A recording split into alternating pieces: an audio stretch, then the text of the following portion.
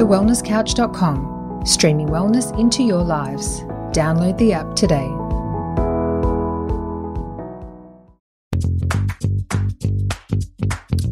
This is Up for a Chat with your hosts, Cyndi O'Meara and Kim Morrison.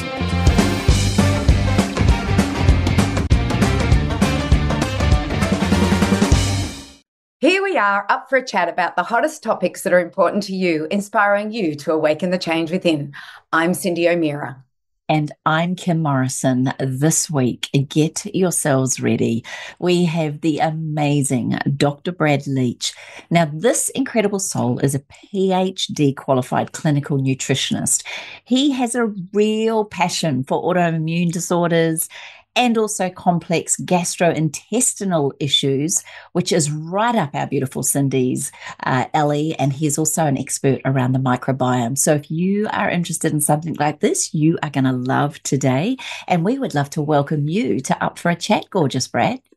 Hello, Cyndi, Kim. Lovely to see you both. And I'm ready for this chat. Let's dive in. Are you ready? Are you really sure? Because I'm going to go right there first. Who are you? How on earth made you become interested in the gut and the microbiome and intestinal issues? Like, where did you come from and what made you do this? We can blame my mother for this, and she could probably blame her mother for this. My grandmother was one of those forward-thinking Reiki masters, yoga teacher, one of those gurus that taught massage back in the heyday. And that transitioned to my mother being a little alternative. And, I grew up doing juice fasting for the first 5 days of the new year. We would follow the 70-30 acid alkaline diets. You would have mostly raw vegetables. And I was just listening to my wonderful mother's views and opinions. And she wasn't educated. She was self-taught. And she was doing the best she could with very limited internet access. It was more, local talks at halls and so forth. I was around the age of 15 and I was rebelling. And I said to myself, no, I need to know the facts. I need to know the research. I need to know more. And at that time, I was going to a very small, little independent school where, you didn't wear shoes and, you walked around with just normal clothes on, no uniform. And I was chatting with my teacher and she said, well, why don't you go study something at the university? If you want to go into nutrition and health, why don't you study something? I was like, all right, let's do this. And I recall the day really well. I'm sitting at school. This is going back close to 20 years ago now. And I'm looking at the brochure of all of the different health topics offered within the Sunshine Coast community. So Sunshine Coast TAFE, what it was called back then, Sunshine Coast University. And there was this course that I had no idea about. It was traditional Ayurvedic medicine. And I said, you know what, Mum, I want to do that. And so I signed up to this advanced diploma in Ayurvedic medicine at the age of 15.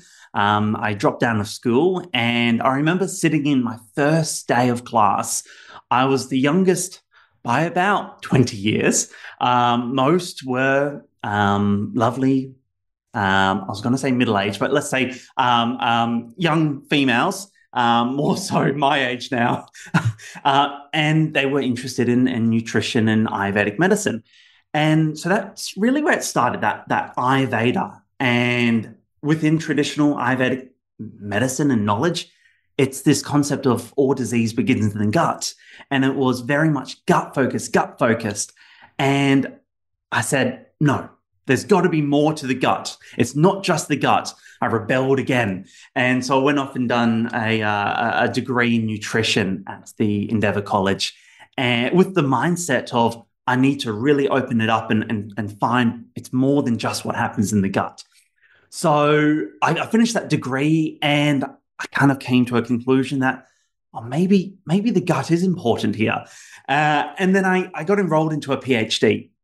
And I go to my supervisors and I say, I want to find the cure for autoimmune disease. And they chuckle. They chuckle in the meeting and they go, Brad, this is a PhD. You're never going to find the cure for autoimmunity. You need to find one small, tiny component. and really delve deep into it. And at that time, this is going back to about 2015, Dr. Vassano, a researcher, Cyndi would be all over this, a researcher over in Italy, he discovered this protein in the gut called zonulin, and he proposed in the literature that intestinal permeability, aka leaky gut, could be this rate-limiting factor for the development of autoimmune disease. So rather than finding the cure for autoimmune disease in my PhD, I really went really deep into intestinal permeability. I read every single research article there ever was on intestinal permeability, really trying to understand, how do we treat it? How do we assess it? Is it real? How does it link up with diseases? And so that was my PhD. And I got to the end of my PhD and I rebelled again. And I said, hold on, there's more than just intestinal permeability. There's more than just this component in the gut. It's the microbiome. So now for the better part of the last number of years, I've really been focused on that microbiome aspect because that can drive up this leaky gut, that can drive up autoimmunity. So in a nutshell, that's how I kind of got into nutrition and gut health and the microbiome. What an incredible story.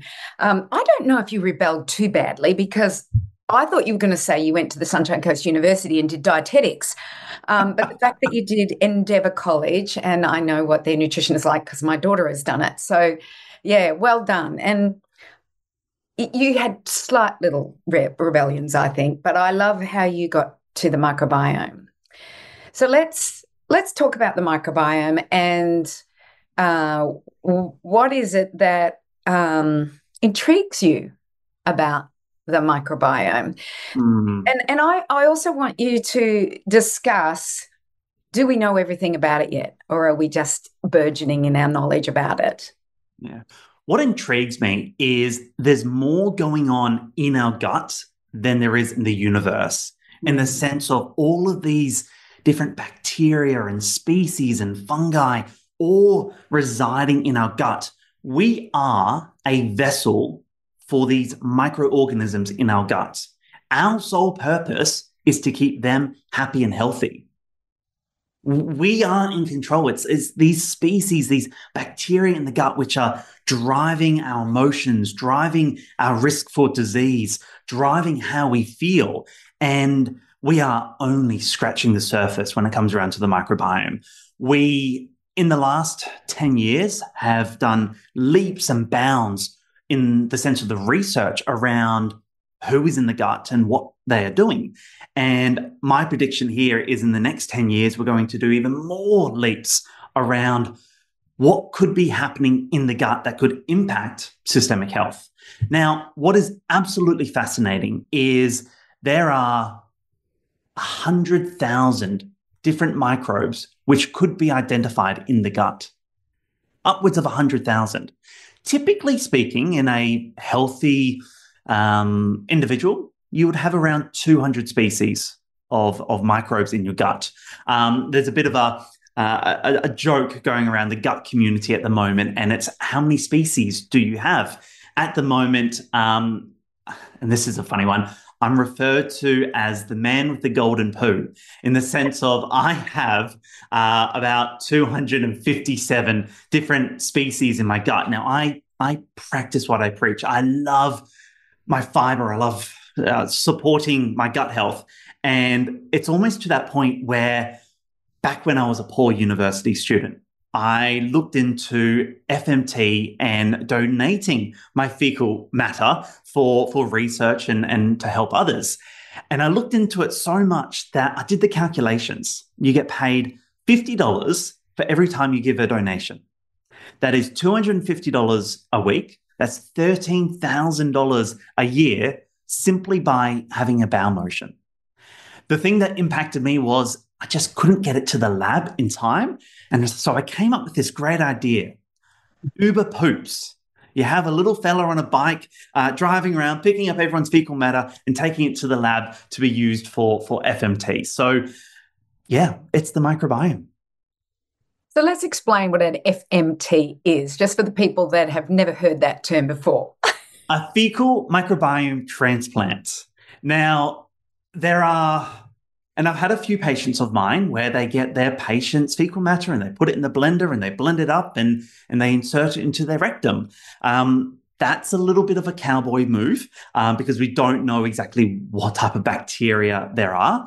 But it is used in medical settings when there's C. difficile infection. So when there's a pathogenic infection dominating the gut, we can actually take the stool from a healthy individual and put it into a really sick, diseased individual. And it's almost like a organ transplant. Have you heard of these individuals where they say that they had a heart transplant from a 25-year-old male who was a golfer. And then within 2-3 years after getting the transplant, they become interested in golf without even knowing this. It's like the energetics of the cells are designed to play golf. Very similar. So there is some early research to say that those who take an FMT become similar to the donors. So, do we want more Brads in the world? I don't know. But it's a really interesting concept and it illustrates the power of our microbiome. It's interesting. Kim and I have a friend and her son was diagnosed with autism. And this was like has to be now 12 years ago, 13 years ago. So only Brodie was doing him for C. diff in Australia. So she took her son to the US and he had an FMT and he now speaks like a Canadian because it was Canada.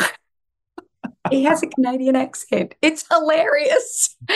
Wow, that's incredible. He wasn't speaking, by the way, before the FMT. He was not speaking. After the FMT, he said his first word, and then he just, because he had it in his head, he just didn't know how to get it out. And now you can never keep him quiet, and he speaks with a Canadian accent.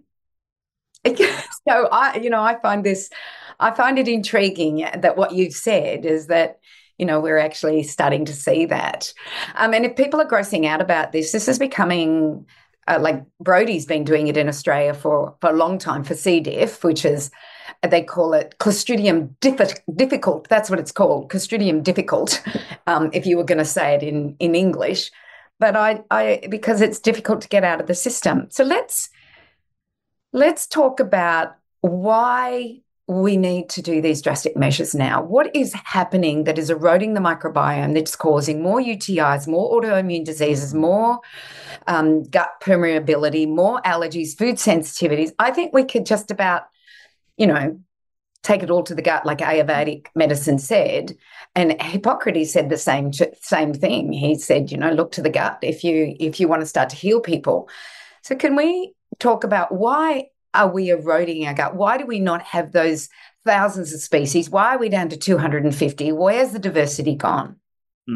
And it comes down to modern age. We look at some of the diverse microbiomes in the world in sub-Saharan Africa, and they have between 700 and 800 different species. So 3, 4, 5 times the amount that we have in our gut. So exactly all of those components, Cyndi, that you mentioned before. But one that I want to mention that I'm quite passionate about, and it's diet diversity. I feel like 10, 15 years ago, we as clinicians, we as researchers, we as educators were under the philosophy of remove, where we're removing the grains, we're removing the nightshades, the salicylates, we're removing so many different components in our diet that our body loses the ability to digest them, to clear them, to detoxify them, to digest them. And that reduces microbial diversity. The number one thing that we can do to increase the number of bacteria in our gut is increasing the number of plant-based foods in our diet each and every day. The goal here is upwards of 40 different plant-based foods every week. So I'm talking nuts and seeds and vegetables and different herbs and different plant-based products, because each of these different food items will contain different types of prebiotics. Prebiotics are known to feed the microbiome. So if we're just eating white potato, sausage, and white bread, we're only going to be feeding the bacteria that can utilize potato and sausage as a fuel source. Now, potato is probably a bad example because when you cook and cool potato, it turns into a resistant starch that can actually feed the gut. So, in fact, I actually tell some of my patients to have potato salad, but I call it a gut healing potato salad because I add in some bone broth into it as well. So though that resistant starch feeds up particular compounds in the gut, such as butyrate and other beneficial compounds. So yes, I would say the number one thing that could be impacting the lack of diversity is living in this society where we are forced to work, where we're exposed to chemicals, where we're not having the diet diversity that we really should be having. Good question here then. This is fascinating because in this day and age, so many of us get very confused over what everyone's telling us. Is it a fad? Is it a reality? Is it right? Is it wrong? So many people now are preaching the carnivore diet, that we don't need plants, that we are born carnivores. What's going to happen to their microbiome, the people that are literally eating meat and protein pretty much at every meal? Do we want to make friends here? Do we want to have people rebut against us? Can I maybe spin that question back on both of you? Are you open and into the carnivore diet? I don't eat meat, so it's very challenging for me. I eat chicken. Are you open to the carnivore diet? Am I? Yes. Well, I can only look at. I don't do carnivore. I like plants. I grow plants on my farm, but I also grow cows and eggs and chickens and lots of other good things that I can use for carnivore. But I can't deny some of the N=1 people that are doing carnivore. So, for example, Michaela Peterson, who was diagnosed with a rheumatoid arthritis at the age of 2 or 3, had a hip, not a hip, but a knee or a leg or something replacement, not a leg, I can't remember what joint it was, at the age of 17, and decided that she needed to looked at diet, and the only thing she can eat is meat. But it has arrested her issues with rheumatoid arthritis. She is the healthiest she's ever been. But my belief is this, is that evolutionary-wise, is carnivore was not something that we did 24/7 for the rest of our life. There was always berries available, whether you lived in Norway, the north of Norway, such as the Sami, or you lived where the Yamanan live in South America near Ushuaia, who basically they had berries in the summer, but in the winter they didn't because the snow was covering it. So for me, our modern day living has made us allergic to so many things, such as you were talking about, like oxalates and salicylates and histamines, and which are all in our plant foods. So for medical reasons and extreme health issues, I think carnivore is working, definitely for people. But for people that, for most people, although chronic disease is pretty bad, I think that we need plants. And I think it's a cyclical thing. It's just like ketogenesis into being metabolically flexible, that we eat some carbohydrates and we eat proteins and fats. So but I do also know this, is that when we are in ketosis, we produce beta-hydroxybutyrate, which is our butyric acid. So I'm learning so much about it. And Brad, I'm sorry, but I'm like, I feel I've been doing this 45 years. I still learn. I have not stopped learning. And the more I learn, the more I realize I have to be flexible in my thinking. No, and I'm glad both of you have those views. I have very, very similar views. I've been vegetarian my entire life. Recently just starting to eat some more wild-caught fish-based products. That's me personally, but I never let that impact the science and what I advise to my patients. What I'll state here is, yes, Cyndi, I can acknowledge there has been some cases where people have improved on a carnivore diet, and that's N=1. Yes. right? And N is a research term of the number of participants that we're quoting. And it's kind of a joke in the research community because N equals 1 is such a small sample size that, well, it's minimal compared to a larger study. I have a few theories here, and I think you alluded to it before. Because we have been avoiding these foods, because we haven't been strengthening our guts, because we haven't been training our gut to tolerate nightshades, gluten, and other compounds found within grains, and they have changed with modern farming and so forth, they're becoming harder for our body to tolerate. That's not to say that they are the devil. That's not to say that they are a negative component. We need to understand how we can incorporate them into our diets. I have seen some incredibly sick individuals following a carnivore diet. You measure their microbiome and it looks like a bomb has gone off. It is an absolute shocking state. And it increases the risk of cardiovascular disease, type 2 diabetes, intestinal permeability, colorectal cancer. There is no denying that. There's no denying the stats that processed meat is a class 1 carcinogenic. There's no denying that red meat, pork and beef and so forth are a category 2 carcinogenic. We've got a lot of research to back that up. But maybe short term, in some situations, the carnivore diet could be useful. But by no means would I ever advocate long-term carnivore diet because our gut just isn't made that way. It is our job as clinicians to understand. So let's take your friend.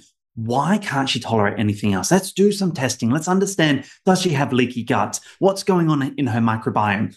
And what I do in my practice is I start with a very, very small amount of prebiotics. I train up the microbiome to be able to tolerate different beans and legumes, right? Rather than just bringing in, eat a bowl of dal. You do that for some people, they go, whoa, my guts are about to implode.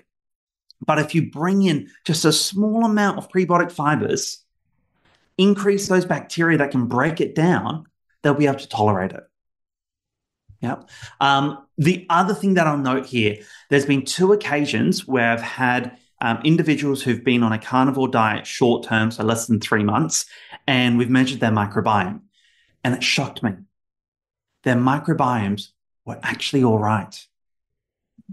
And it threw my head. I'm like, what's going on? Yes, they ate some berries. Yes, they ate, a little bit of plant-based products. Yes, they were taking a fiber-based supplement. But the one thing that these 2 individuals had compared to the other individuals that followed a carnivore diet was they were exercising. They were out in nature. They were in the sun. They were exercising. They weren't exposed to stress. So perhaps stress, a lack of exercise, could be another confounding factor on the microbiome. So I'm very open to this. It's an individual approach. That is a really good point because, like I talked to you about the Sami and the Yamanan, which are at the extremes of the planet near the Arctic and Antarctic Circle, and the food that they consumed.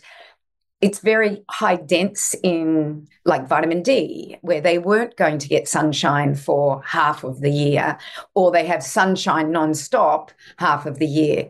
But if you come up to the equator, where there's lots of sun, as you said, and there's lots of plants available to you, like bananas and mangoes and sweet potatoes and yams, and there might be a few rodents running around that you can maybe have a bit of meat or some fish if you're a catawba, which is up in the equator. So yes, I'm in agreement with you. I think it depends on where you live on the planet. Like, you live in a subtropical region where there's lots of plants available. You've got lots of sunshine. And so being vegetarian is a far easier option than if you lived like the Sami did, who were the reindeer herders, who could not probably survive on that. So I like that idea that, that sunshine is really important.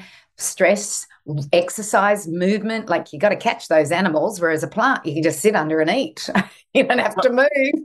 Are we saying those who live in the southern part of Tasmania can follow a carnivore diet? I don't know Maybe if not. they're far further south enough. Okay. Yeah, All I right. don't So think they're those further in south enough. Antarctica. Yeah, I think you need, because they're not like the Arctic Circle and the Antarctic Circle. And I've been to both. And I've lived through the sun going down at 11 p.m. and coming up at 2 a.m. And it doesn't go down. It just kind of goes down below the horizon and then comes back up again. So I don't think Tasmania's south enough for that. That's because there's plants you can buy. You can grow apples. I have family down there and they grow some amazing produce, the amount of berries and apples and greens, especially during the summer periods. Yeah, I think it's the extreme. So if it's like at 14,000 feet above sea level, if it's a desert where there are no plants, if it's the Arctic or the Antarctic circles, that's where I think maybe an extreme can work. But if you're a carnivore living in the equator, I'm not sure. And I don't know if you follow Saladino. He's gone to live in Costa Rica and he was a carnivore. He's now gone to plants. Well, so he lived up in, like, I don't know, Lake Michigan or somewhere. I don't remember where he was, but he's in the US. And now he's gone to Costa Rica, where you're near the equator, in Central America. And he's not doing carnivore anymore. He's eating that interesting. Whereas he was dead set that carnivore was the way. And I watched Sean Baker. He's another doctor who is complete carnivore, but he lives in a cold region of the US. So I don't know. I think we have to really consider where we live and what's available to us in our season. So that's my thought. But we don't want my thoughts. We want yours. So I have a question for you. Lately, urinary tract infections with women, especially, seems to be a real issue.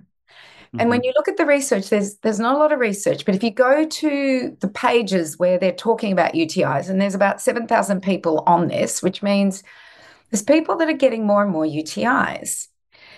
So let's say, and the research is not on the microbiome, by the way, for the UTI. Let's first talk about, well, what do you think? Because remembering that a UTI is usually treated with antibiotics. Yes. So what I want to talk about is, what do you think with the UTI? And then we'll go to autoimmune diseases and stuff like that. And what would you suggest to someone suffering that, not knowing that the science is not completely there at the moment, but I think that, I have a few theories. And so I've had a number of patients with UTIs where I measure their microbiomes, and that's plural, their vaginal microbiome and also their bowel microbiome. So we got translocation of these particular species, one of which is going to be E. coli, right? That can drive up UTI infections in mostly females. The thing to note here is what's impacting those ecosystems. Is it the dyes and additives and preservatives in toilet paper and pads and so forth that could be driving this? Could it also be within the microbiome? We've got these E. coli bacteria. Now, these E. coli bacteria, they produce inflammatory components along the lines of LPS or lipopolysaccharides. The way we bring this down is with GOS, GOS. GOS stands for galacto-oligosaccharides. It's a type of prebiotic fiber which is found in food, which is highest in beans and legumes and lentils. I would pose the question, could it be an imbalance in the microbiome as a driving factor, not as the singular cause, but as a driving factor due to the lack of GOS within the diet? So you're saying that the microbiome, if it's not working at its best, then it's going to allow E. coli to proliferate. Because I use TP and I know that my TP is contaminated because I just saw a study on it. I thought I was doing the right thing, and I don't get UTIs. Okay. So so it can't just be the TP. And I think about the amount of antibiotics that we give for the UTI. It must be like a vicious cycle. You know, you give antibiotics, you kill off the good positive and negative grams, bacteria, and then E. coli just goes rampant again. Yeah. So we want to protect the microbiome. If you ever need to take antibiotics, make sure you protect the microbiome with different SB, also known as Saccharomyces boulardii. It's a type of yeast that can protect the microbiome. There's a probiotic that contains a strain called Bifidobacterium lactis BB12 that can be taken to protect the microbiome during antibiotics. And then also another one called HMO, human milk oligosaccharides. So HMOs are from breast milk. Now, there's a lab in Brisbane where they have 100 lactating women, and they collect their milk and they use the milk to make this product. That's a joke. Sorry. I'm sitting there going, wow, okay. They must be donating the milk like we donate milk to babies that don't have mothers. Okay, that's so cool. I'm trying to allude to like a dairy factory where they're all lined up with pumps attached. No, so originally this compound, hey, but there's a business idea. HMO was isolated from human breast milk. And then just like any other fiber and supplement and probiotic, it's created through fermentation in a lab. So you can actually get this powder, which is found in breast milk, which feeds up the microbiome. You think about a newborn. I've got one on the way. We are 5 weeks away from the birth of my first child. Very excited about it. Within my wife's breast milk is going to be this compound that will basically feed up my son's microbiome. And so it's such a critical component for his development. And we can apply that to us as adults in the sense of if our gut has been compromised, we can utilize it to protect and rebuild the microbiome. So I have a couple of questions. First of all, where do you get the SB, BB12 and HMO? If people are on antibiotics or know they're about to, that's the first question. And the second part was, a lot of people are told with UTIs to go on cranberry juice. What's in cranberry juice? Oh, and there's a third component. A lot of people, women in particular, are getting more UTIs. Is that because they're swiping right a lot more and they're having a lot more sex, perhaps? I'm just interested. All right, 3 questions. So when you pick up your script at the pharmacy for antibiotics, there are multiple products that contain the SB, the BB12 and the HMOs. You can just get them over the counter from any pharmacy. In the sense of cranberry juice, yes, we can take it in a supplemental form or as a juice. It prevents that adhesion to the urethra for the bacteria to reproduce. And then in that sense of wiping the wrong way, that's translocation. Yep. So, you know, we're wiping for females. No. I meant swiping right, as in on Tinder. Oh, they're having a lot. Right. Yes, not wiping right. But also that is true. I have heard about wiping front to back to front and all of that. So it's good that you brought that up. Yes, is it because, I mean, I've just noticed that when I hear my adult children talking, there's a lot more sexual partners. There's a lot more sexual diversity, if you like. There's a lot more sex, it seems, not with the same person. So I was just curious if that was contributing to it as well. I haven't been swiping right for many, many years. Well, we've never done it, Cyndi and I, so we're just curious. Sure, I had a Tinder account many years ago. Not where I met my wife, but many years ago. And possibly, I mean, it comes down to proper hygiene. Yes, urination after intercourse and cleaning properly. Yeah, can be driving factors. And you didn't, I know you said cranberry helps with the adhesion to the urethra, but what's in cranberries that makes it so special as opposed to any other berry? Cyndi, can you recall the compound? No, you're shaking your head here. No, I'm like going, don't ask me about cranberry, because I never really looked into it because it was something that I never had, but I'm hearing it with all these young kids, these young girls, because my daughters are all of that age. They have one partner. and they're always getting UTIs. So the swiping right, I'm not sure about, Kim, but that's why I'm asking you, is that I don't know. So please tell me the compound. I have no idea. I can actually not recall the compound. I know that there is a compound. I haven't looked at it in a number of weeks, so I won't be able to recall it for you, unfortunately. Kim's looking it up, I can tell. I am. I'm going to look it up. Ask AI. I'm sure that will be able to give you a good answer. I find it a puzzle because I'm sure UTIs didn't exist for our ancestors. And so, it's got to be our lifestyle, as you said, our environment, the chemicals they're spraying around our environment, on our food. It's got to be our food. It's got to be the prolific use of antibiotics every time there's an infection in human body. Like, I understand there's emergencies. I get that. And I have no issue with that. But I'm just really concerned that if we do not start making a change in what is happening, especially in medicine, with regards to and by the way, animal husbandry, because they say that 70% of all antibiotics are given to our animals, and we are only taking 30% of it. So even our food is filled with these antibiotics. Our foods, like that's meats and even eggs, the chickens and dairy and things like that. So I'm really concerned if we don't nip this in the butt as individuals, because we're never going to do it on a global quick fix type of thing. It's just not going to happen. We have to look at this at a grassroots level, that we teach our young women and our young men about this importance. Yeah.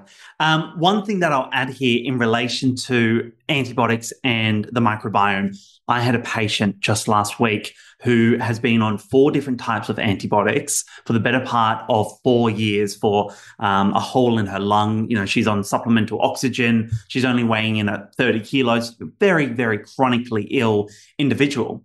We measure her microbiome and there are only 13 types of bacteria in her gut. 13. That's one of the lowest readings I've ever seen. So yes. Now, I'll share another interesting one about antibiotics, and this is really interesting. There was one study that showed one course of antibiotics will eradicate 9 species of bacteria in your gut, make them extinct, right? But there was another study that came out that actually alluded to the fact of it depends on your overall diversity. Right. So those who have got a very diverse microbiome, so over 200 different species, they can tolerate antibiotics. If let's say, for instance, if I took a round of antibiotics, which I've never had to do in my life, if I had to take 7 days of antibiotics, the odds are in about a month's time, my microbiome would be able to bounce back to exactly where it is today. However, if I have a client whose microbiome is compromised, they've only got 70 species in their gut, and they take a round of antibiotics, then they are actually going to lose species. So a more diverse microbiome is a resilient microbiome. And so that's why I keep banging on about the importance of bringing up microbial diversity. So then if there is an emergency situation where you need antibiotics, it's not the end of the world. It is okay. Your body will be able to bounce back. But it's when we aren't looking after our gut, when we're not feeding it the right foods, and it compromises it, and then we need antibiotics, that's when we start to lose bacterial species. Brad, there's a lot of people though that take over-the-counter medications quite regularly, not just antibiotics. We're talking Nurophens, Panadols, different laxatives, or anything antacids. So is it the same thing where if you've got if you've got a healthy microbiome, you potentially wouldn't need all these things? Sorry to interrupt you, Cyndi, but I was just curious to know with people that take every day. Yeah. So antibiotics are the biggest impact when it comes around to the bacteria in the gut. But we've got antacids. So that could be just over-the-counter antacid that you drink, or you can take a medication called a PPI, a proton pump inhibitor, like a Nexium or a Somac. They are by far one of the worst medications people can take long-term. There was a study published in 2017 that showed those who took long-term PPIs that suppresses stomach acid had a 25% increased risk of premature death That is, 1/4 of the people who take these medication will die early. Yep. It impacts nutrient absorption, it impacts stomach acid, it allows for more pathogen and pathobionts to grow in the microbiome. So that's these antacids, and they suppress our stomach acid, which we really don't want. In fact, they were developed in the 70s for pregnancy, for women who were having nausea and reflux during pregnancy. So they were designed short term.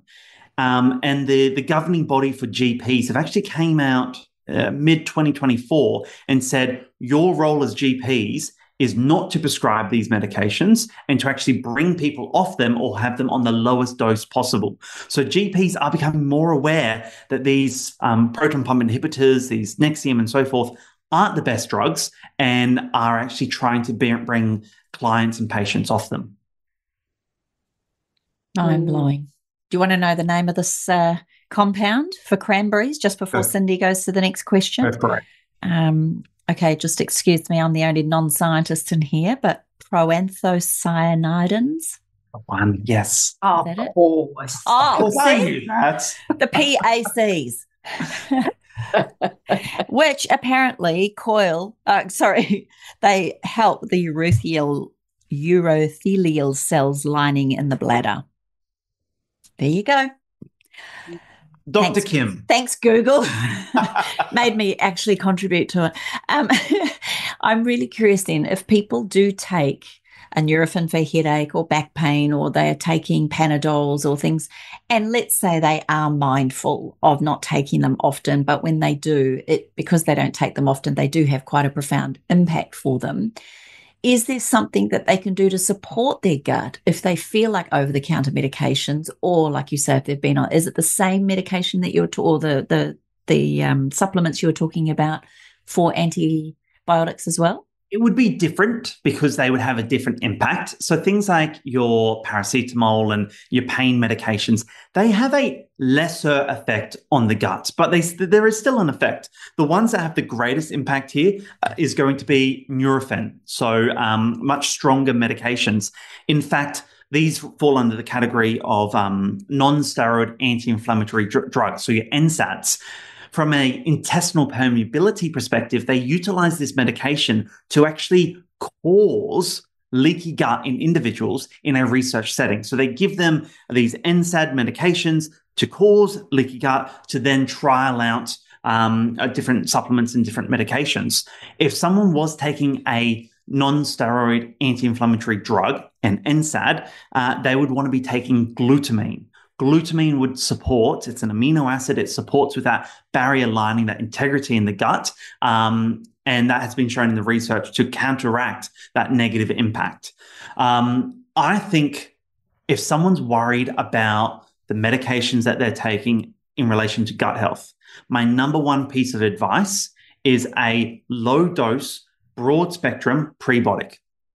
Whether it's from diet or whether it's a supplemental form, low dose, I'm talking a little bit of resistant starch, a little bit of beta-glucan, a little bit of HMOs, a little bit of pomegranate juice, a little bit of PHGG, a small amount, because a small amount will feed a large variety of microbes in the gut.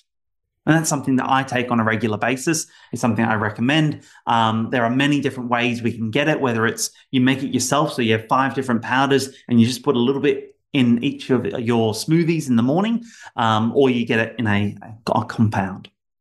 This is wicked. So can people go to your website and find this out, just in case they're driving or walking right now and they're going, I need that low dose broad spectrum? I don't sell anything on my website. I just sell consultations and education rather than specific products. Is that education on there though? You can head to drbradleech.com for education and consultations. Perfect. And that's Leech. That's correct. Leech. Spelling right. And while we're talking about websites, what about your social pages? Yep. So you go on the socials, Dr. Brad Leech, on LinkedIn, Instagram, Facebook. I'm on all there. I do a lot of science on LinkedIn and more practical applications of all of this type of information on Instagram. I have a question for you now too. We'll make sure that's all in the show notes for everybody. Pregnancy, it's exciting. You've got 5 weeks to go. We are all aware of how important and how powerful vaginal births are for the microbiome of the vagina, for the baby being born. A lot of people these days, and I was just speaking to a mum-to-be who's going to have her baby in England, they're all booking in for elective surgeries. In fact, C-sections. In fact, it's almost absurd to think that you would have a natural birth these days.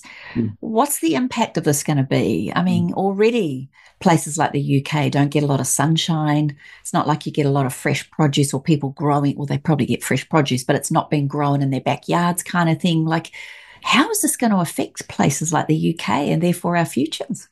What I'll say is my wife and I, we've put together a birth plan. Now, it's a plan. It's not this is exactly how it's going to go, because all the mothers will be like, it never goes the way you plan. But, we've got a bit of a structure in the sense of what we're looking for. So we're going to utilize hypnobirthing, so breathing exercises to really prepare my wife's uterus. I never thought I'd be talking about my wife's uterus on a podcast, but here we are. I do it just for the two of you.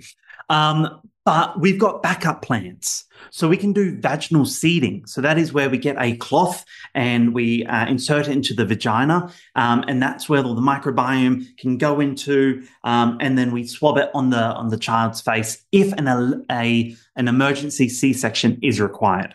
Right? So we've got that. Now, we were under the impression that if you didn't have a vaginal birth, then your life is doomed. In that sense of, that was what the early research was indicating. But there's been a few, and I'm talking only 3 or 4 studies coming out now. This is really early research to say it's not how you were birthed, but how you were raised.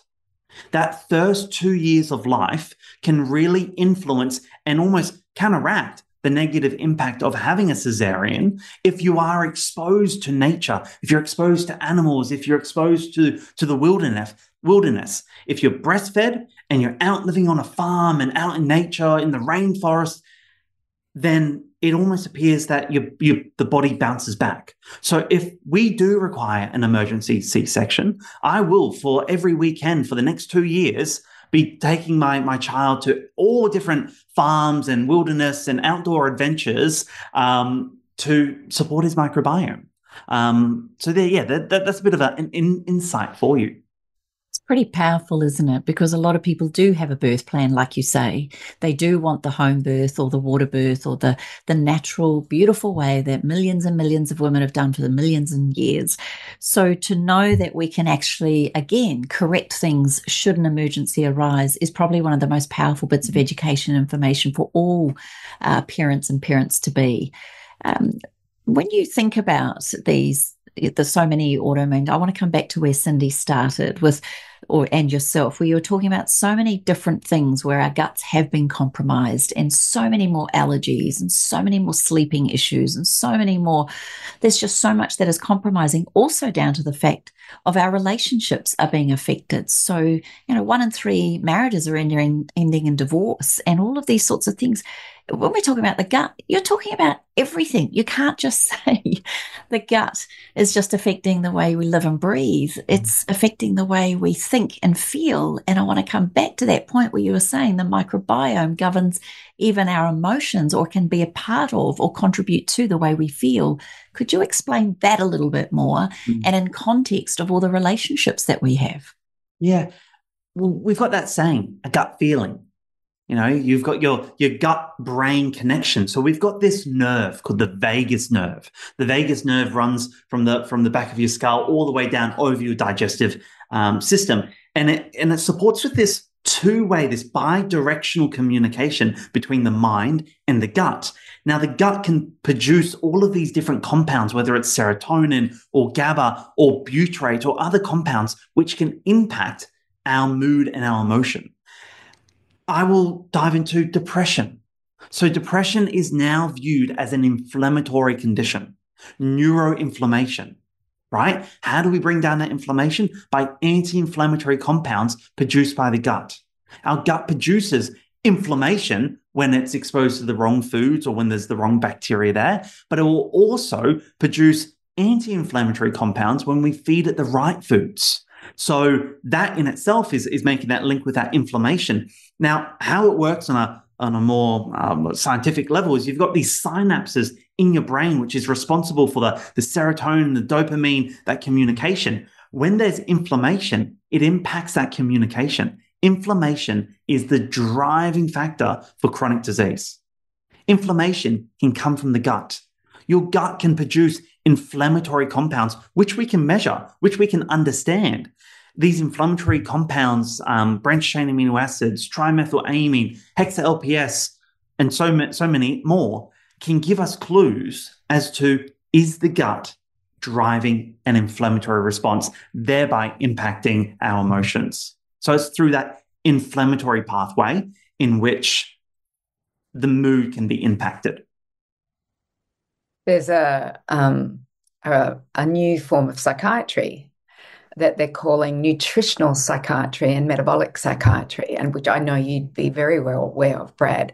And it's exciting. And I'm in the middle of reading Georgia Eadie's book, Change Your Food, Change Your Mind.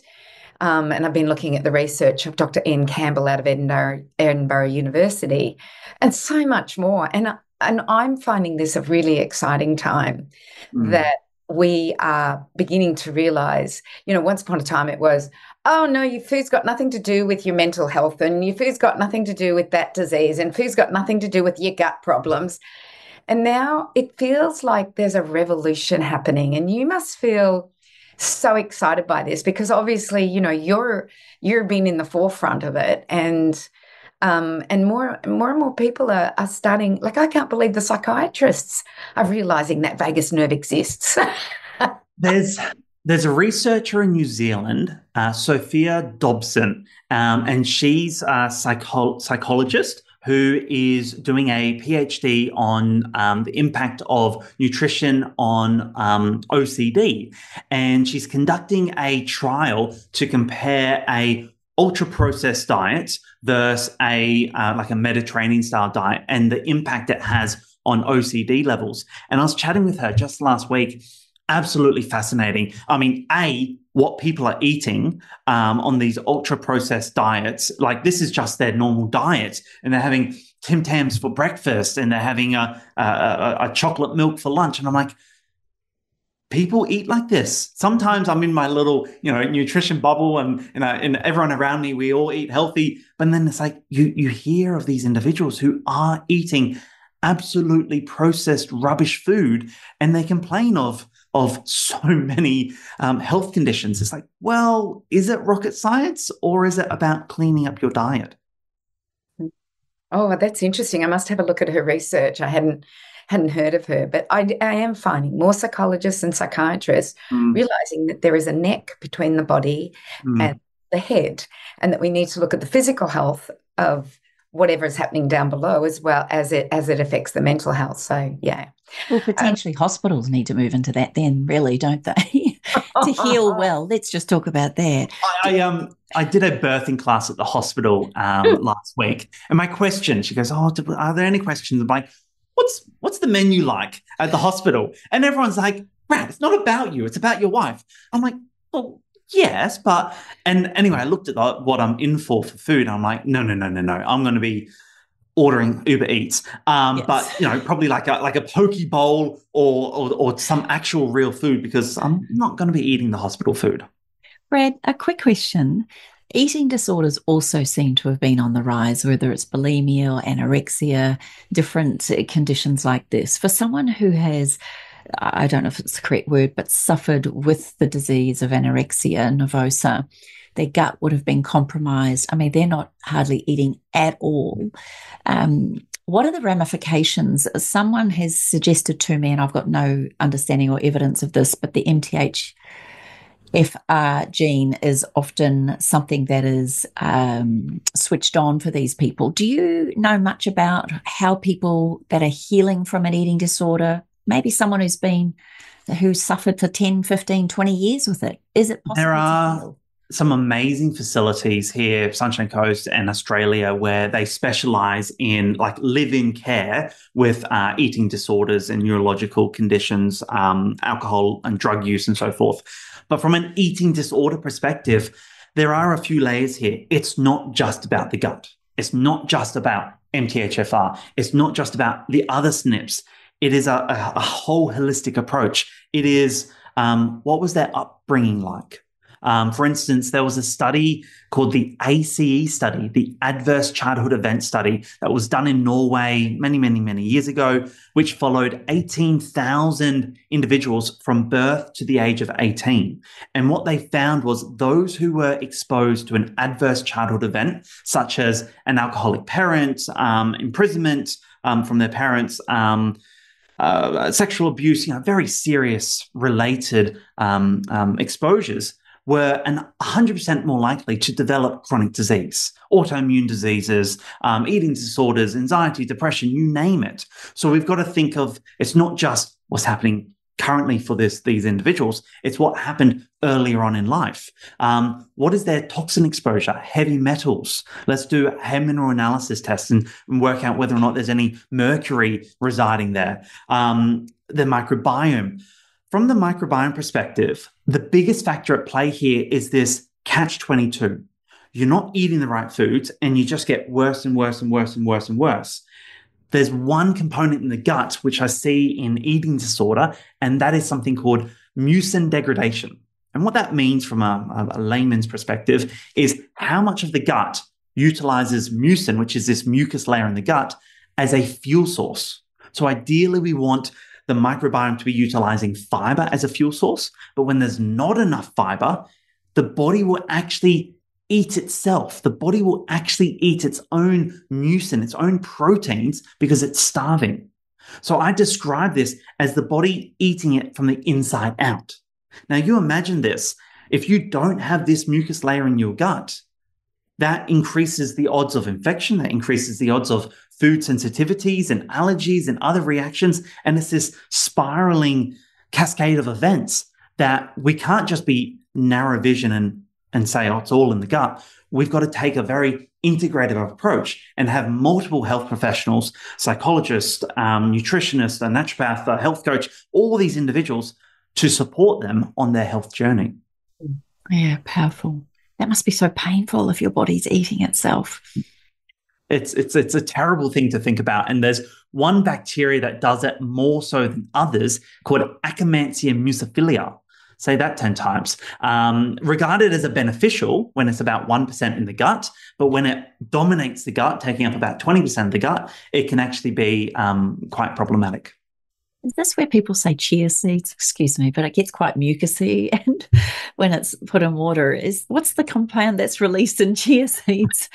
Where's Dr. Google? We need. I don't know. I feel like that mucin just sounds so familiar. It'd be like the slippery elm. It creates a mucus, like it's almost like that, and it's meant to protect the gut lining. I don't know the exact name of it, but we get it with slippery elm. We get it with chia seeds that produce aloe vera. Yep. Yeah, aloe vera. Aloe vera's got it. And mucin. We'll call it mucin, won't we? Yeah. Protects the mucus layer in the gut. I do have one more question. We are getting close to time. We're actually very close to time. But it made me think about something when you were saying hair analysis. We haven't even talked about hair analysis. Lately, I've been listening to a gentleman who does hair analysis and talks about the systems of minerals as opposed to one mineral.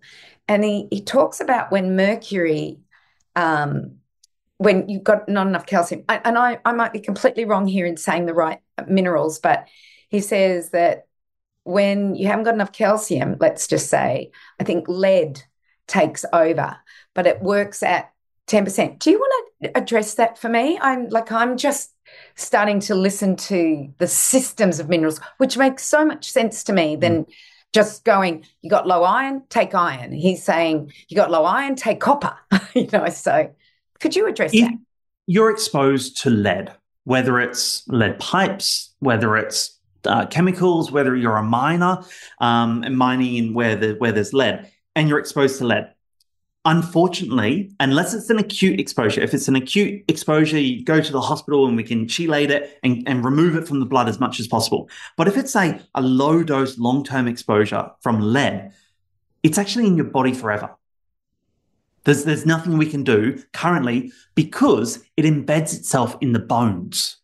Now, if we detoxify all the lead, we would have to basically get osteoporosis and drain the bones to pull it all out. And this is where calcium comes into. Calcium, along with vitamin K, vitamin D, estrogen, the sex hormone, will help to keep the lead in the bone. If the lead stays in our bones, it's not going to be in systemic circulation causing a problem. So that's lead and calcium. Another one is going to be mercury and selenium. So mercury and selenium will have an affinity for each other. So if you're exposed to high amounts of mercury, whether it's with your amalgams, whether it's with fish, whether it's with, and my mother describes, she broke open one of those old school temperature gauges with actual mercury in it, and she'd put it in her hand and she'd play with it with her hand. So that type of mercury exposure. We want to utilize selenium. Selenium will help to bind on to the mercury, along with, there are so many other binders that we need to consider, and overall detoxification. Remember, there are 3 phases of detoxification, phase 1, phase 2, phase 3.